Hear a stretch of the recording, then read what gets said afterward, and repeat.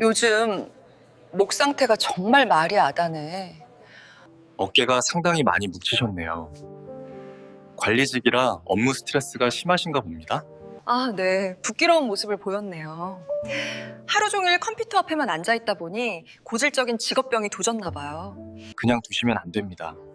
혹시 다음 일정 급하지 않으시면 제 테라피 코스를 한번 받아보시겠습니까? 하지만 너무 번거롭게 해드리는 건 아닌지. 전혀요. 딱 30분만 저한테 맡겨보세요. 거짓말처럼 몸이 가벼워지실 겁니다.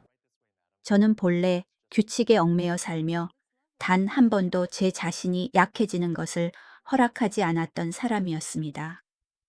하지만 그 순간 제 이성은 마치 연기처럼 사라져버린 듯 했습니다. 등줄기를 타고 흐르는 기묘할 정도로 따뜻하고 평온한 기분, 이 감정을 느껴본 게 얼마 만이었을까요? 아마 아주 오래전 제 지난 결혼 생활이 차갑게 식기 훨씬 전이었을 겁니다. 그 섬세하고 은근한 보살핌은 제가 그토록 찾아 헤매던 평온한 상태로 저를 이끌었습니다. 저는 가볍게 숨을 내쉬며 오랫동안 강한 척 버텨오느라 긴장되어 있던 온몸의 힘을 풀었습니다. 은은한 일랑일랑 향기가 감도는 공간 속에서 모든 피로가 사라지고 전례 없던 편안함이 그 자리를 채웠습니다. 제 차갑게 식은 심장을 다시 따뜻하게 데워준 그 운명의 날에 대해 들려드리기 전에 부디 잠시 시간을 내어 구독과 좋아요를 눌러주시면 감사하겠습니다. 그것은 제가 가장 은밀한 비밀들을 계속 공유할 수 있는 큰 힘이 될 것입니다. 이 이야기를 듣고 계신 모든 분께 따뜻함과 행운이 깃들기를 기원합니다. 저는 이수진입니다. 올해 47세이며 현재 서울의 가장 번화한 금융가인 여의도에 위치한 대형 보험사의 센터 부지점장을 맡고 있습니다. 이 나이에 치열한 영업 일선에서 한 걸음 물러나 관리직을 맡고 있음에도 저는 단 한 번도 스스로에게 휴식을 허락한 적이 없습니다. 제게 있어 기업 대표들 그리고 VIP 고객들과의 긴밀한 관계 유지는 여전히 커리어의 생명줄과도 같기 때문입니다. 하지만 어쩌면 바로 그 열정이 저를 예상치 못한 길로 이끌었는지도 모릅니다. 최근 저는 지인으로부터 상류층이 거주하는 청담동의 한 잠재 고객을 소개받았습니다. 그는 고급 테라피 마사지 숍을 운영하는 대표로 화재 보험 종합 패키지에 가입할 의향이 있다고 했습니다. 이 고객은 남성분이었는데 단순히 오너일 뿐만 아니라 테라피 업계에서 신의 손이라 불릴 정도로 유명한 전문가라는 소문이 자자했습니다. 그래서인지 아직 만나기도 전부터 제 직감은 그가 자신감 넘치고 반듯한 사람일 것이라고 말해주고 있었습니다. 제 이야기를 잠시 하자면 저는 지난 5년간 홀로 아이를 키워온 싱글맘입니다. 전 남편은 건설업에 종사했는데 지방 현장의 일들이 그를 밖으로만 돌게 했습니다. 남편 없는 저녁 식사는 일상이 되었고 몸이 멀어지면 마음도 멀어진다는 말처럼 영원할 것 같던 우리의 사랑도 닳아 없어졌습니다. 우리는 서로를 놓아주는 길을 택했고 이제는 그저 무미건조한 안부 인사만 주고받는 사이가 되었습니다. 이혼이라는 충격 이후 저는 불나방처럼 일에 매달렸습니다. 처음에는 갉아먹는 듯한 외로움을 피하기 위해서였지만 점차 일은 제 구원이 되어 삶의 전부를 차지해버렸습니다. 저는 고객이 보험금을 받도록 돕는 것에서 기쁨을 찾았고 파트너들을 만나는 것에서 유대감을 느꼈습니다. 저는 제가 사랑받아야 할 여자라는 사실조차 잊고 살았다고 생각했습니다. 그 남자를 만나기 전까지는 말이죠. 이 마사지 숍 원장님과의 인연은 아주 우연히 찾아왔습니다. 그의 가게는 손님이 너무 많아 약속을 잡는 것조차 하늘의 별 따기처럼 어려웠습니다. 하지만 그가 매우 꼼꼼하고 까다로운 성격이라는 말을 들었기에 저는 제 진심을 보이기 위해 직접 만나 상담하기로 결심했습니다. 그때는 미처 몰랐습니다. 업무를 위한 그 만남이 제 인생에 있어 떨림으로 가득 찬 처음의 시작이 될 줄은요.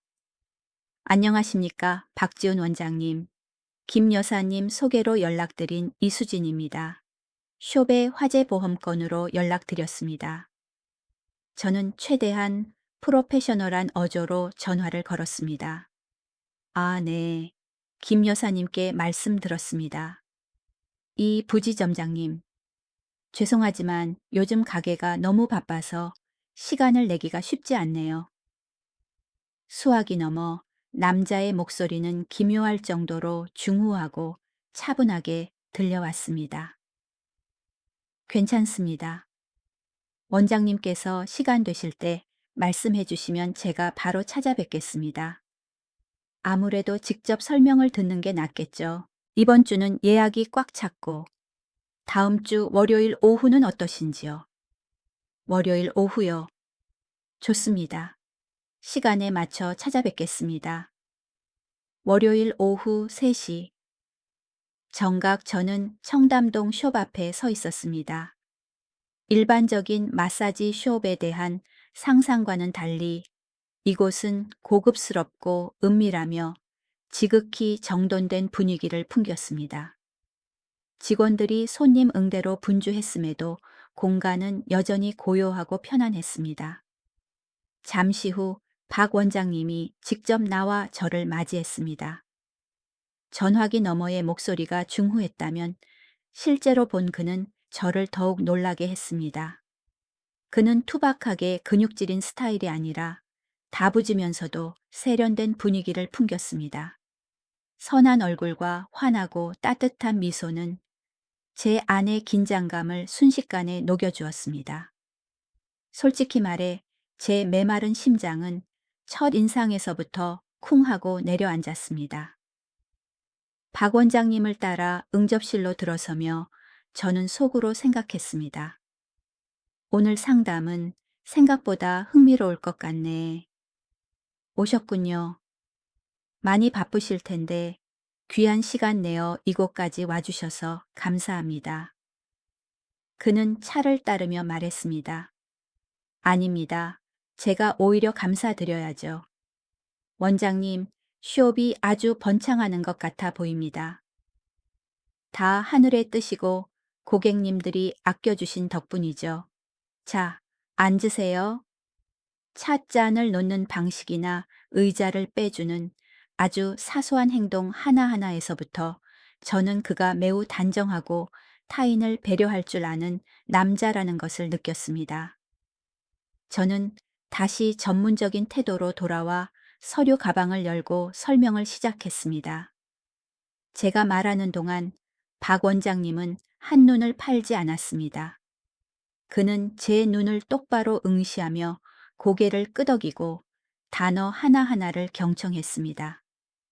건성으로 묻는 법 없이 가장 사소한 조항까지 재확인했습니다. 이 부분의 구체적인 보상 한도는 얼마인가요, 이 부지점장님? 네, 이 패키지는 매우 우수한 상품으로 화재뿐만 아니라 누수 및 고객에 대한 기본 배상, 책임까지 포함되어 있습니다. 아, 그렇군요. 아주 꼼꼼하네요. 그럼 추후 계약 갱신은 어떻게 진행되나요? 그 부분은 제가 직접 챙길 겁니다. 원장님께서 불편하시거나 걱정하실 일 없도록 미리 안내해 드리겠습니다. 우리 사이의 대화는 기묘할 정도로 매끄럽게 이어졌습니다. 처음 만나는 사이이고 딱딱한 계약 이야기였음에도 불구하고 저는 마치 오랜 지기와 대화하는 듯 편안함을 느꼈습니다. 박 원장님의 눈빛에 담긴 섬세함 때문이었을까요? 아니면 그의 입가에 늘 머물러 있는 선한 미소 때문이었을까요? 은은하게 퍼지는 아로마 향이 머리를 맑게 해주었고 말은 부드럽게 흘러나왔습니다. 설명을 마치고 가계약을 체결한 후 저는 무의식적으로 손을 들어 어깨를 가볍게 주물렀습니다. 직업병인 사무직의 고질적인 목과 어깨 통증이 다시 도진 것이었습니다. 그 모습을 본 박 원장님의 시선이 잠시 멈췄고 그는 이해한다는 듯 미소 지으며 부드럽게 물었습니다. 어깨가 많이 뭉치신 것 같네요. 업무 스트레스가 심하신가 봅니다. 아, 네. 저는 어색하게 웃으며 답했습니다. 요즘 갑자기 평소보다 더 쑤시네요. 컴퓨터 앞에 너무 오래 앉아 있어서 그런가 봐요. 박 원장님은 진심 어린 눈빛으로 저를 바라보았습니다. 괜찮으시다면 지금 바로 가벼운 테라피 코스를 한번 받아보시겠습니까? 숍의 보험 문제를 열정적으로 도와주신 것에 대한 감사의 표시로 제가 해드리는 서비스라고 생각하시고요. 예상치 못한 제안에 저는 잠시 당황하여 얼굴이 살짝 달아올랐지만 이내 미소 지으며 답했습니다. 황금손을 가진 사장님께 직접 서비스를 받는다니 제게는 영광입니다만 그래도 오늘 이 시간 이후에 다른 일정이 있으신가요? 그가 제 망설임을 자르며 다정하게 물었습니다. 원장님과의 중요한 상담 약속이라 오후 일정은 비워두긴 했습니다. 그럼 잘 됐네요. 그는 단호하면서도 부드러운 태도로 일어섰습니다. 한번 받아보세요. 훨씬 몸이 가벼워지실 거라고 장담합니다. 어머, 정말요? 그럼 번거롭게 해드려 죄송합니다. 몇 마디가 오가는 사이 처음의 어색함은 그의 진심 어린 열정 앞에 점차 사라졌습니다. 결국 저는 그 드문 휴식의 시간을 제 자신에게 선물하기로 결정했습니다. 저는 박 원장님이 미리 준비해준 옷을 들고 탈의실로 들어갔습니다. 시원한 실크 가운을 손에 쥐자 심장이 평소보다 조금 더 빠르게 뛰기 시작했습니다.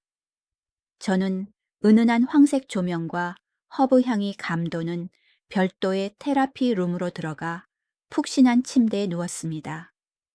그 남자의 두 손이 제 살결에 닿기를 기다리면서요. 제 인생에서 가장 강렬한 감정의 파도가 곧 덮쳐올 것이라고는 전혀 알지 못한 채 말입니다. 처음 이 은밀한 공간에 들어섰을 때는 조금 쑥스러웠습니다. 하지만 단정한 테라피 복장과 따뜻한 조명, 부드러운 허브 향기는 금세 저를 안심시켜 주었습니다. 푹신한 침대에 엎드려 저는 속으로 웃었습니다. 당당하게 계약하러 온 부지점장이 지금은 이렇게 누워서 휴식을 취하고 있다니. 그런 생각은 박 원장님의 손이 잔뜩 긴장된 제 어깨에 닿는 순간 순식간에 사라졌습니다. 그 순간 저는 차이를 깨달았습니다. 이것은 단순한 마사지가 아니라 몸에 대한 깊은 이해였습니다. 따뜻하면서도 단단한 그의 손끝은 제 지친 근육 하나하나, 혈자리 하나하나를 정확히 알고 있는 듯 했습니다. 마치 지난 5년간 싱글맘으로서 짊어졌던 짐을 그가 조금씩 덜어주는 것만 같았습니다. 몸이 깃털처럼 가벼워지며 평온함 속에 둥둥 떠다니는 기분이었습니다. 저는 눈꺼풀이 무거워질 만큼 몽롱하고 기분 좋은 상태에 빠져들었습니다. 얼마나 시간이 지났을까요? 저는 그 두 손이 등줄기를 타고 내려와 쑤시던 허리 쪽으로 이동하는 것을 느꼈습니다. 그것은 영혼 없는 기술이 아니라 세심하고 조심스러운 보살핌이었습니다. 그의 손바닥에서 전해지는 온기는 오랫동안 차갑게 식어 있던 외로움을 덮여주는 듯 퍼져 나갔습니다. 그것은 제가 오랫동안 잊고 지냈던 보호받는 느낌이었습니다. 압은 괜찮으신가요? 그가 나직하고 다정한 목소리로 물었습니다. 네, 아주 편안해요. 저는 목과 어깨의 통증이 완전히 사라진 것을 느끼며 작게 대답했습니다. 그가 가볍게 웃었습니다. 솔직히 자기 관리를 참 잘하시는 분이시네요. 업무 때문에 근육이 좀 뭉치긴 했지만 기본적인 건강 상태는 아주 좋으십니다. 진심 어린 칭찬에 저는 잠시 부끄러우면서도 왠지 모를 자부심이 느껴졌습니다. 잠시 후 박 원장님이 부드럽게 제안했습니다. 몸을 돌려 똑바로 누워 보시겠어요? 목과 머리 쪽 지압을 해드리겠습니다. 그는 조명을 더 은은하게 조절하고 제가 몸을 돌리는 동안 큰 수건으로 제 몸을 조심스럽게 덮어 주었습니다. 천장을 마주하고 눕자 명상 음악만이 흐르는 고요한 공간 속에서 문득 마음이 울컥해지는 것을 느꼈습니다. 박 원장님은 매우 집중해서 작업했습니다. 하지만 그의 손끝이 그동안 억눌린 긴장이 모여있는 목 부분의 혈 자리를 지그시 눌렀을 때 저를 감싸고 있던 강인한 껍질이 순식간에 부서져 내렸습니다. 아파서가 아니라 너무나 뜻밖의 안도감 때문이었습니다. 아프냐고 물어봐주는 사람이 얼마만인가요? 내 피로를 이토록 세심하게 보살펴주는 사람이 얼마만인가요? 저는 입술을 꽉 깨물고 터져 나오려는 흐느낌을 참으려 애썼습니다. 하지만 눈물은 제멋대로 흘러나와 뺨을 타고 베개로 떨어졌습니다.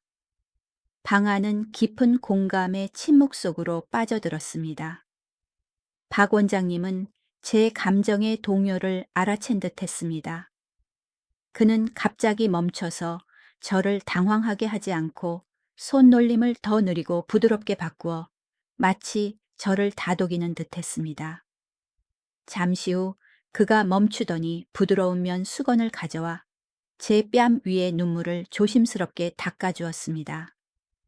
그 행동이 너무나 자연스럽고 헌신적이어서 제 가슴이 저릿해졌습니다. 그동안 많이 힘드셨나 봅니다. 그가 나직하게 말했습니다. 그 말은 제 마음속 가장 연약한 구석을 정확히 건드렸습니다. 그는 떨리고 있는 제 손을 살며시 잡고 믿음을 주듯 가볍게 쥐어주었습니다. 그 짧은 순간 그곳에는 어떤 계산도 세속적인 것도 없었고 오직 성숙한 두 사람 사이에 깊은 공감만이 존재했습니다. 박 원장님은 말없이 일어나 제게 따뜻한 물 한 잔을 따라주고는 제가 마음을 추스를 수 있도록 자리를 비켜주었습니다. 제가 일어나 옷매무새와 머리를 정돈하고 났을 때야 그가 말을 꺼냈습니다. 미안함이 가득한 목소리였습니다. 죄송합니다, 이 부지점장님. 제가 너무 예민한 부분을 건드려 감정을 상하게 했나 봅니다. 맘에 두지 않으셨으면 좋겠습니다. 저는 고개를 저으며 희미하게 웃었습니다.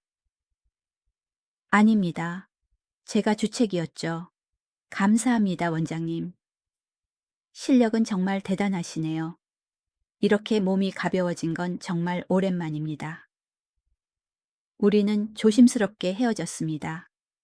여의도로 돌아오는 차 안에서 제 마음은 방금 느꼈던 평온함에 여전히 젖어 있었습니다. 박 원장님의 다정함은 귀한 마음의 처방전 같았습니다. 3일이 지나고 저는 다시 업무의 굴레로 돌아왔지만 그 남자의 모습은 여전히 머릿속을 맴돌았습니다. 그러다 그에게서 메시지가 왔습니다. 그날 감정이 북받치시는 걸 보고 제가 잘 못한 건 아닌지 걱정했습니다. 어깨 통증은 좀 나아지셨나요? 시간 나실 때 들러주세요. 심신 안정에 좋은 허브차를 우려드리겠습니다. 메시지를 읽으며 저는 미소 지었습니다. 무례한 유혹이 아닌 적당한 선을 지키는 관심이었습니다. 저는 답장을 보냈습니다. 감사합니다, 원장님. 훨씬 좋아졌어요. 꼭 다시 들르겠습니다. 저는 원장님의 손길만 믿으니까요. 전송 버튼을 누르고 나니 얼굴이 불처럼 화끈거렸습니다. 읽음 표시가 뜨는 순간 저는 제가 돌아올 수 없는 길에 들어섰음을 알았습니다. 제 마음 한구석이 이미 그 남자에게로 완전히 기울어 버렸다는 것을 깨달았습니다. 드디어 확인 메시지가 왔습니다. 다음 예약은 3일 뒤였습니다. 그리고 이번에는 단순한 마사지만은 아닐 것이라는 걸 저는 알고 있었습니다. 약속한 날이 되었습니다. 숍에 들어서서 저와 박 원장님의 눈이 마주쳤을 때 두 사람 모두 스쳐 지나가는 수줍음을 감추지 못했습니다. 하지만 그 이면에는 기대감의 불꽃이 숨어 있었습니다. 오셨군요. 네. 지난번에 원장님께서 연락 주셔서 짧은 안부 인사를 나누고 우리는 지난번 그 테라피 룸으로 돌아왔습니다. 공간은 그대로였고 조명도 여전히 은은했지만 공기는 완전히 달라져 있었습니다. 일랑일랑 향기는 여전했지만 이제 그 향기는 걷잡을 수 없이 뛰는 두 심장 박동과 섞여들었습니다. 이번에는 박 원장님이 특유의 다정함으로 먼저 침묵을 깼습니다. 지난번에 가시고 나서 불편하거나 아픈 곳은 없으셨나요? 없었어요. 오히려 원장님의 손길 덕분에 훨씬 편안해졌습니다. 대화는 건강을 묻는 안부에서 시작되어 흐르는 물처럼 자연스럽게 일상적인 이야기로 옮겨갔습니다. 잔잔한 명상 음악만이 흐르는 고요한 공간 속에서 늘 강한 척 버텨왔던 저는 어느새 마음이 약해져 있었습니다. 저는 조심스럽게 싱글맘으로서의 여정 뜬 눈으로 지사은 불안한 밤들, 그리고 성공한 겉모습 뒤에 감춰진 갉아먹는 듯한 외로움에 대해 털어놓았습니다. 저의 고백에 화답하듯 박 원장님 또한 침착한 껍질을 벗어던졌습니다. 그는 실패한 결혼 생활, 그리고 정해진 면접 교섭일에만 만날 수 있는 어린 딸에 대한 그리움을 이야기했습니다. 알고 보니 그는 저보다 5살 연하였습니다. 하지만 나이 차이는 순식간에 무의미해졌고 대신 상처받은 두 영혼의 깊은 공감만이 자리했습니다. 분위기가 차분해질 무렵 박 원장님이 불쑥 미소를 지으며 장난기 섞인 목소리로 말했습니다. 빈말이 아니라 진심으로 하는 말인데, 이수진님은 인상이 좋으실 뿐만 아니라 신체 라인도 정말 훌륭하십니다. 피부도 하얗고 매끄러우시고, 그래서인지 지난번에는 제가 괜히 마음이 흔들려 하마터면 실수를 할 뻔했습니다. 반은 농담이고 반은 진담인 그 말에 제 얼굴은 잘 익은 감처럼 붉게 달아올랐습니다. 저는 부끄러운 미소를 감추기 위해 베개에 얼굴을 깊이 파묻을 수밖에 없었습니다. 이번에 박 원장님의 손길은 더 적극적이었지만 동시에 절제와 존중이 가득했습니다. 그는 제 어깨의 통증을 달래주는 데 집중했습니다. 편안함이 온몸으로 퍼져나갔고 며칠간 쌓인 피로 탓인지 저는 저도 모르게 잠이 들고 말았습니다. 얼마나 지났을까 어깨를 가볍게 토닥이는 따뜻한 손길에 저는 몽롱하게 눈을 떴습니다. 일어나셨어요. 요즘 많이 피곤하셨나 봐요. 네, 왜 그러세요?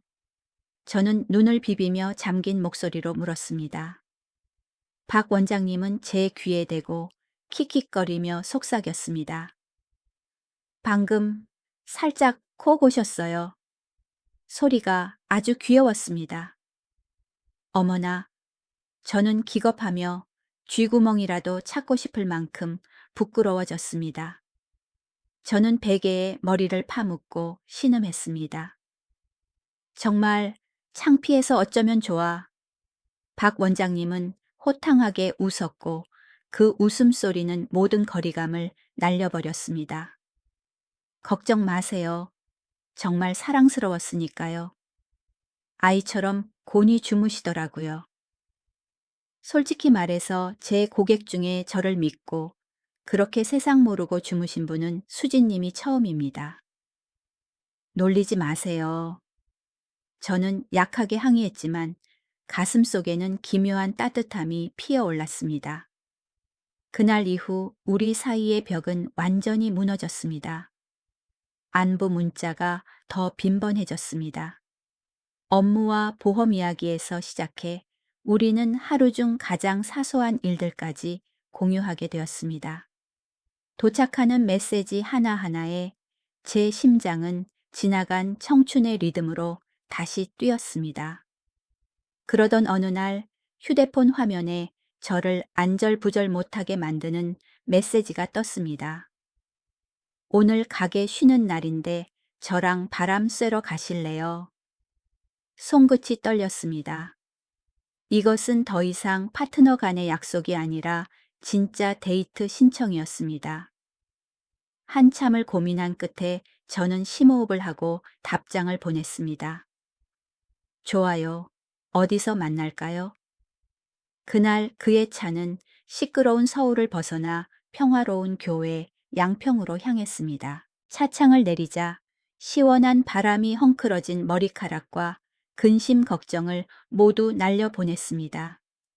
점심으로 우리는 강변에 있는 유명한 한방 오리 백숙집에 들렀습니다. 김이 모락모락 나는 향긋한 오리 백숙이 나오자 박 원장님은 다리살 한 점을 집어주며 빙그레 웃었습니다. 와, 정말 맛있어 보이네요. 우리 한국 사람은 건강을 중요하게 생각하잖아요. 솔직히 요즘 마른 아가씨들에 비하면 저는 수진님처럼 살집이 좀 있고 혈색이 좋은 여자가 진짜 매력적이고 생기 있어 보이더라고요. 아, 그래요. 저는 눈을 가늘게 뜨고 되받아쳤습니다. 그 말, 지금 저를 빗대어 은근히 돌려 말하는 거 아니죠. 박 원장님은 잠시 멈칫하더니 머리를 긁적이며 쑥스러운 듯 웃어넘겼습니다. 그 순간 우리 둘 다 얼굴을 붉히며 솟구치는 설렘을 감추기 위해 수저만 만지작거렸습니다. 소박한 식사였지만 웃음과 이해가 넘쳐 흐르는 시간이었습니다. 오후가 되자 갑작스런 소나기가 교회에 쏟아져 서울로 돌아가는 길이 흐릿해졌습니다.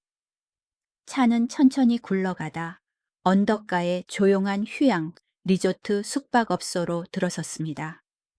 마치 거센 비를 피하려는 듯 혹은 함께하는 시간을 조금 더 늘리려는 듯 했습니다. 작은 창문들에서 새어나오는 따뜻한 노란 불빛이 외부 세계와는 완전히 단절된 평온함을 자아냈습니다.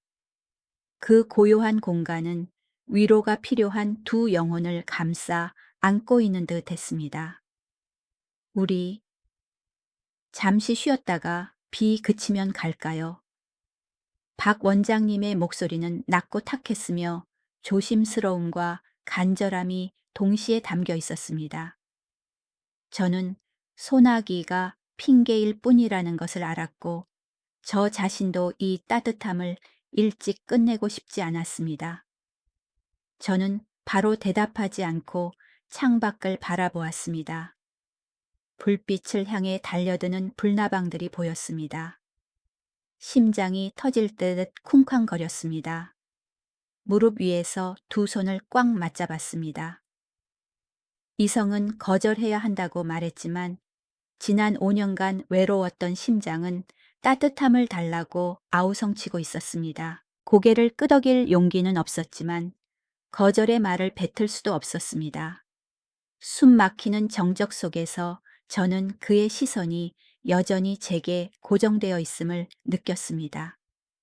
기다림과 존중, 그리고 희망이 담긴 눈빛이었습니다.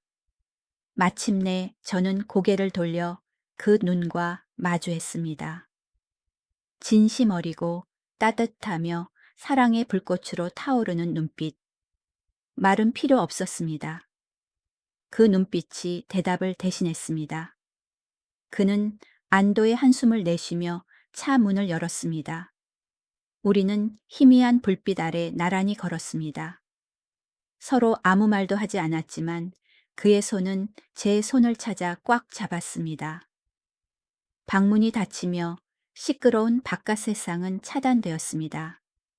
은은한 조명 아래서 그는 저를 바라보았습니다. 거짓 하나 없는 깊은 눈동자였습니다. 그가 저를 품에 안았고 그 든든한 어깨는 지난 5년간 제 안에 있던 모든 외로움의 빈자리를 채워주었습니다. 우리는 깊고 뜨거운 키스를 나누며 그동안 억눌러 왔던 모든 사랑을 전했습니다. 제 눈에서 뜨거운 눈물이 뺨을 타고 흘러내렸습니다. 그것은 고통의 눈물이 아니라 행복의 눈물, 다시 태어나는 기쁨의 눈물이었습니다. 그날 밤 처마 끝에 떨어지는 빗소리 속에서 두 외로운 영혼은 공명을 찾았습니다. 우리는 서로의 온기를 나누며 오래된 상처를 데워주었습니다. 거창한 약속은 필요 없었습니다. 그저 이 순간 저는 제가 평온한 안식처를 찾았음을 알았습니다. 그 운명의 밤 이후 보험 계약과 마사지 테라피로 시작된 인연은 이제 뼈에 사무치는 사랑 이야기가 되었습니다. 거의 매일 청담동 마사지 숍에 간판 불이 꺼진 뒤 익숙한 아로마 향이 감도는 그 작은 방에서 우리는 다시 만났습니다. 그것은 일시적인 욕망의 충동이 아니었습니다.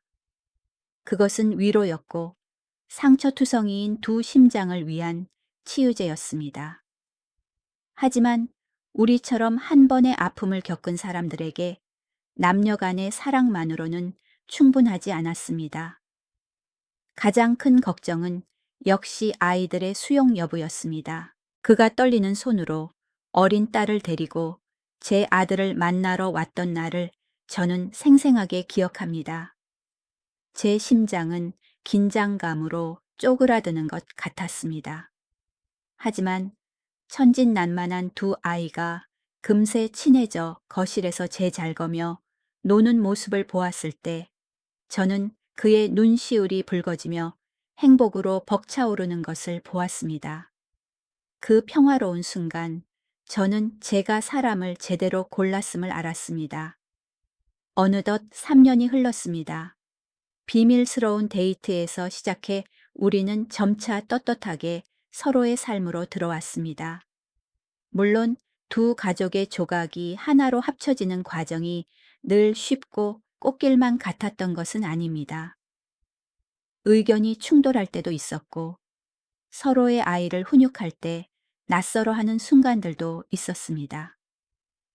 하지만 그가 제 아들에게 공부를 가르쳐 주기 위해 몇 시간이고 인내심 있게 앉아 있는 모습이나 날씨가 궂은 밤이면 불평 한마디 없이 따뜻한 물을 받아 제 아픈 다리를 주물러 주는 모습을 볼 때면 제 안의 모든 근심은 사라졌습니다. 그는 황금손으로 고객을 치료할 뿐만 아니라 그 손으로 마음의 상처를 봉합하고 저와 아이를 위한 진정한 보금자리를 만들어 주었습니다. 이제 그는 단순한 연인이 아니라 제 인생의 반려자이자 소울메이트, 그리고 가장 든든한 버팀목입니다.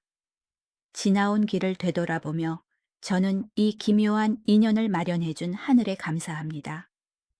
말하지 않아도 내 마음을 알아주는 사람 폭풍우 속에서도 기꺼이 손을 잡고 함께 걸어갈 사람을 만났다는 것. 그것이야말로 황혼에 접어든 제 인생에 주어진 가장 큰 선물입니다. 제 이야기가 여러분의 가슴에 닿았다면 부디 구독과 좋아요를 눌러주세요. 여러분 모두에게도 늦더라도 진심 어린 사랑의 반쪽 인생의 소울메이트가 찾아오기를 간절히 축복합니다. 감사합니다. 다음 사연에서 다시 뵙겠습니다.